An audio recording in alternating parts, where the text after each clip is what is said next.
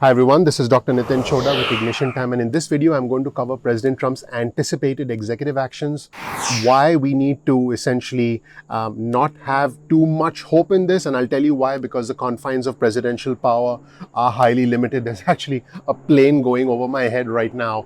I actually live near a private airfield where a lot of people fly their planes up and down, on and off all the time. But in this video I'm going to talk about the executive actions that the president is going to take. That's number one. Number two, why we should probably not get our hopes up too much, because the confines of presidential power are very limited, and why the Democrats are saying that they're going to challenge a lot of the president's what the president's doing. So we'll get into that. But first of all, let's get into exactly what's happening right now. The president has essentially said that he's going to take unilateral action on unemployment benefits extension, on the eviction moratorium, on extending it, as well as on the payroll tax cut, which actually is something that he wants. And a lot of Republicans and Democrats aren't even behind that. And he also wants to do something on student loans. Now remember, he did hold a press conference yesterday, and I'll play that clip for you so you can watch it. But at this point, it was just a press conference. No executive actions have been taken yet. So I think we need to just be calm and look at this situation as it unfolds, because number one, no executive actions have been taken yet. Number two, even if executive actions are going to be taken, it remains to be seen how effective they'll actually be. So this is where things stand right now. As far as the eviction moratorium is concerned, the president does have legal power but to extend the eviction moratorium. But the Democrats have said the key is not just the extension of the eviction moratorium, but to actually give money to renters for assistance. So they want to give renters money. That's number one. Number two, as far as the payroll tax cut is concerned, the president can, in all probability, defer payroll taxes legally. But some Republicans have simply pointed out, it's going to be due later. So the chances are that businesses will just hoard cash because they have a big bill coming up later. So remember, this is not a waiving of the payroll tax. This is a deferment of the payroll tax that the president is talking about. And also, this doesn't help those who are unemployed. This just helps those who are employed. So, there's that. Number three, as far as unemployment benefit extensions are concerned, President Trump's options at this moment in time seem to be very unclear. We don't have a consensus yet. There's some talk that hurricane relief money can be moved around. There's some talk that the emergency unemployment relief program that's activated under natural disasters, which is called the DUA program. By the way, this is not the same as the PUA program. So again, there's the DUA program, which is an emergency unemployment relief program that is activated during natural disasters, not to be confused with the PUA program and not to be confused with the $600 federal unemployment booster. Okay, so let's not confuse the two. They are similar. So there is some talk that there could be hurricane relief money moved over. And so that's what's going on right now. So, a lot of things up in the air right now. Let's go into exactly what the president said.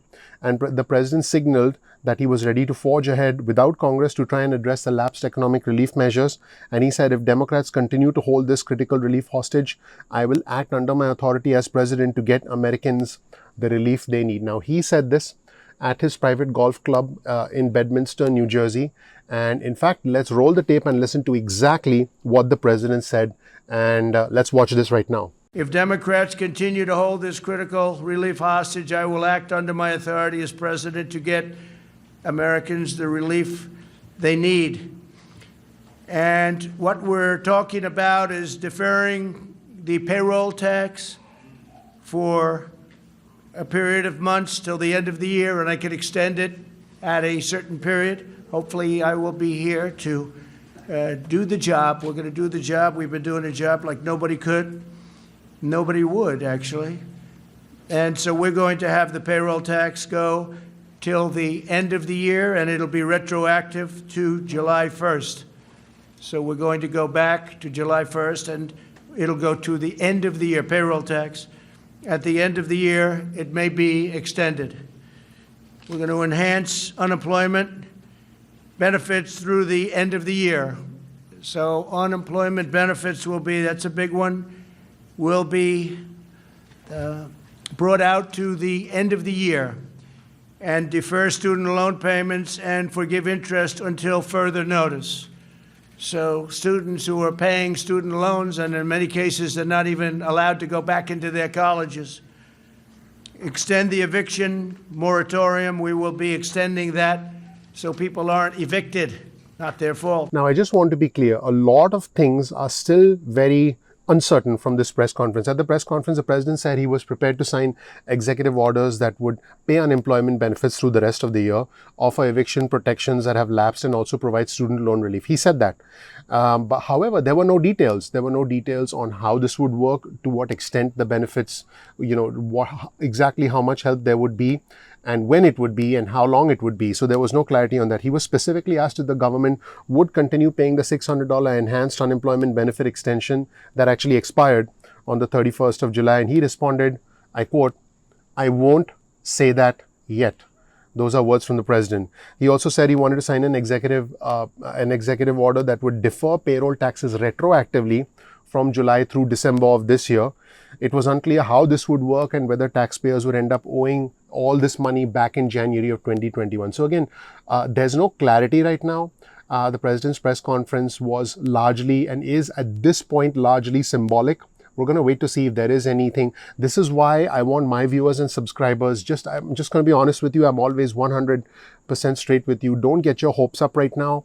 The president, even if he does sign an executive order, we don't know exactly how much relief there's going to be. So, as you know, whatever happened on Capitol Hill, there was a very bitter unraveling of all of those talks, and there's been a lot of partisanship with all of these talks. And Steven Mnuchin said at this point we are going to recommend to the president that over the weekend we move forward with some executive actions. I did analyze that interview in a lot of detail.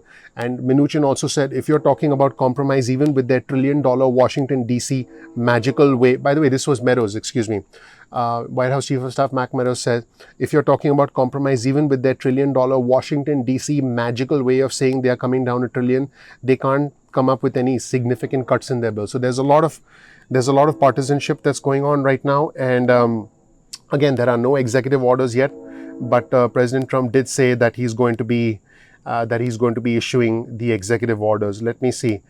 He did say that I'm just going to emphasize these executive orders. Unemployment benefits to be extended until the end of 2020. He has said this, but nothing has happened yet. And his specific words were, we're going to enhance unemployment benefits through the end of the year.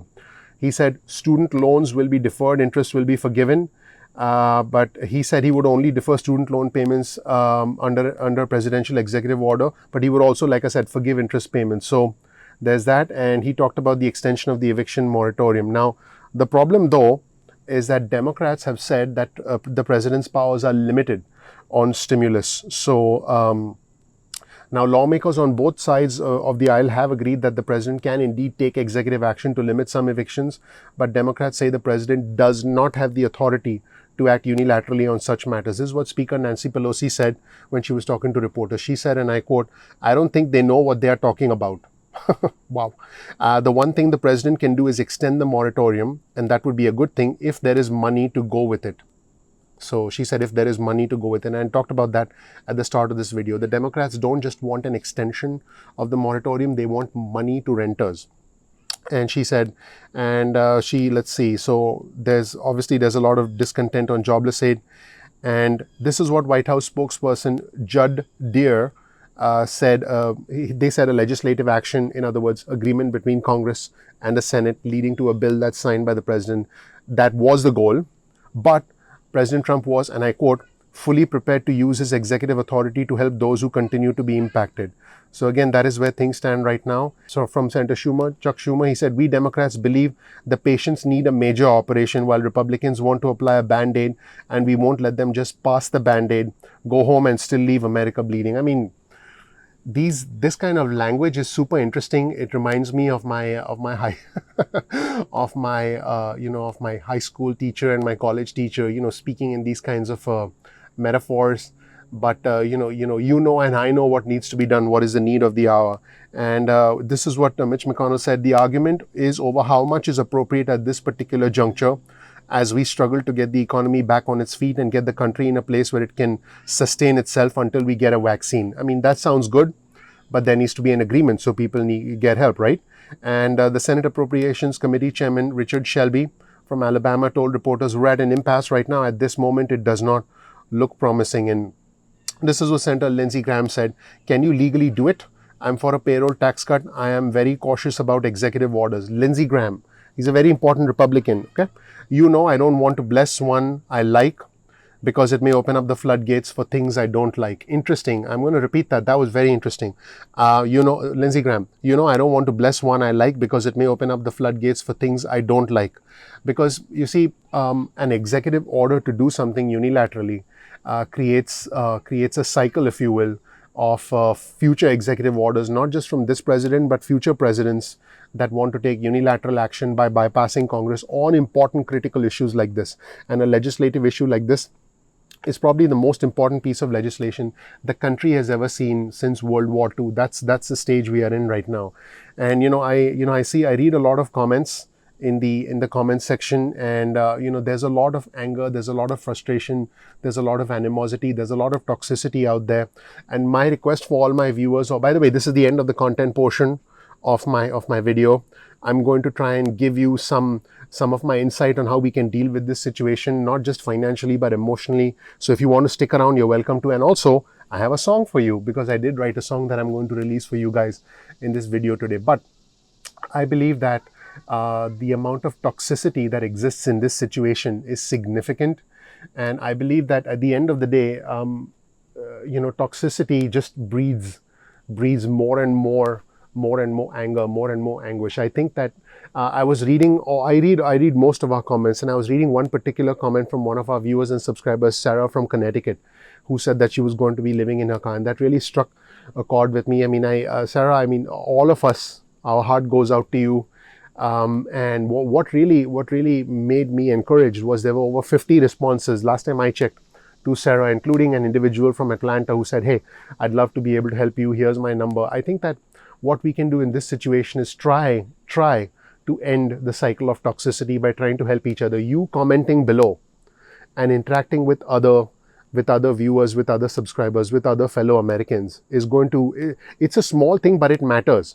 And if you guys want to go one step further and maybe get in touch with each other and help each other, that's between you all. I don't even know how that works with YouTube. I guess the way that could work is you could send a message to someone in the thread, and once they contact you, delete your message, because obviously, you don't want your information to be out there publicly for the whole world. I don't know how that works. But I think the two things that we can do right now for each other, for our fellow Americans, is one, offer some understanding, offer some hope, offer some healing. Number two, try and end the cycle of toxicity, try and end the cycle of this anger, this anguish. And by the way, you may not succeed. I just want to be very clear. You may not succeed. If you try and help someone, it's possible that there's so much toxicity in their mind through their past experiences, through maybe they judge you for some reason, whatever. It's okay. It's okay if you try and help someone and heal someone, and then they in turn reject you or even lash out at you. That's okay. But you do your part by being kind, by being loving, by being caring, by being giving. By something simple you could do is pick up the phone and call someone you know. Say, "I'm just checking to see how you're doing." Send them a text message. Send them an email. Those little things matter, guys. Those little things matter. For me, and I've said this before, I'll never get sick of saying it. You might get sick of hearing it. For me, it's not about the red or the blue. It's about the red, white, and blue. I'm not Democrat. I'm not Republican. I'm American. Okay. So I want you guys to just help each other. I want you guys to, in the comment section below, let's rally together. Let's comment and help each other. Obviously you may not want to initiate contact with other people, but that's okay. Type in the comment section below. Type out what you're feeling. Type out what you need help with. I'll chime in as best as I can. Others will chime in, and let's help each other. And let's avoid, as far as possible. It doesn't help, to name call the Republican Party or the Democrats. It doesn't really help, guys. Let's talk about what we are facing. Let's talk about what we need help with, and let's try and help each other through this crisis. And for me, I'm in my backyard right now, and it is a beautiful day. So I wrote a song called Daylight, actually, and I'm going to release the song Daylight to you right now. It's my gift to you. I hope you guys enjoy it. And I have written a few more songs that I'll be releasing for all my viewers and subscribers at Ignition Time. This is where we stand right now. I want us to heal. I want us to get through this, which we will. I want us to be healthy and happy, and I want us to be supportive of each other. We need to build a supportive community, and we must end the cycle of toxicity. The cycle of toxicity is beginning now, and we have to do what we can to bring an end to it. We have to do everything we can to to support each other and to try and nip this in the bud as best as we can. And I do believe that this entire experience is going to shake our confidence in government for a long time. But I think the solution here, instead of being negative, is to look inwards, be positive, and hopefully this can bring out the best in us, because I believe we are only as strong as our weakest moments. I do sincerely believe that. I mean, I run multiple companies. I believe my companies are as strong as the weakest links. Similarly, I believe a human being is as strong as their weakest moment. And I believe that if you can do your part to end the toxicity, again, pick up the phone, talk to someone, send a text message to someone, send an email to someone, comment below, and help other fellow members. And by the way, someone like Sarah from Connecticut, it takes guts to share what you were sharing. And I think you're amazing. And I think you're incredible. And I think you are as... It doesn't matter that you're struggling now and that you're sleeping in your car. It's nothing to be humiliated about. Just so that you know, I've been homeless and I've slept in my car. And so I know what that feels like. There's nothing embarrassing about that. I believe that you sharing that took a lot of guts. And I want you to know that, what you did was incredible. And we are all here to support you. I'm here to support you.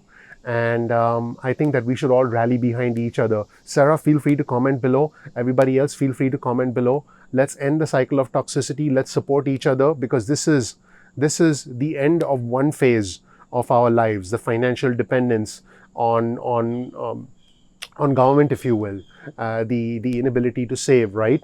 And this is the beginning of a new chapter of our lives, and that's where I will take you, and that's where I will lead you. Thank you so much for watching. If you did learn something new, please click the like button. Please also subscribe. If you're not a member already, please enable notifications so you get instant updates going forward.